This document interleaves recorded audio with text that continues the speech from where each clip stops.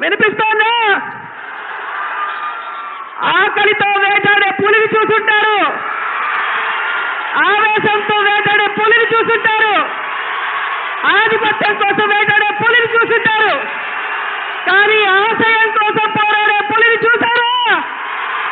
చూస్తారా? ఆ పులే ఈ పులివెందుల బిడ్డ జగన్మోహన్ రెడ్డి గారు అని కూడా ఈ సందర్భంగా తెలియజేసుకుంటున్నాను. నమ్మిన సిద్ధాంతం కోసం, నమ్ముకున్న ప్రజల కోసం ఎంత దూరమైనా వెన్ను చూపకుండా పోరాడే దమ్ము ధైర్యం ఉన్న ఒకే ఒక్క నాయకుడు జగన్మోహన్ రెడ్డి గారని గర్వంగా చెప్తున్నాను. నిన్ననే మరి సింహంలాగా చెప్పుకునే వాళ్ళు సభకు వచ్చి వారి పేరు కూడా మర్చిపోయేలాగా పెప్ప అన్నారు. ఎందుకంటే అయ్యన్న పాత్రుడు గారిని సభాపతిగా ఎన్నుకుంటున్నారని అప్పటికే తెలిసిపోయింది కాబట్టి మరి వాళ్ళ పేరు కూడా మర్చిపోయే పరిస్థితి వచ్చింది.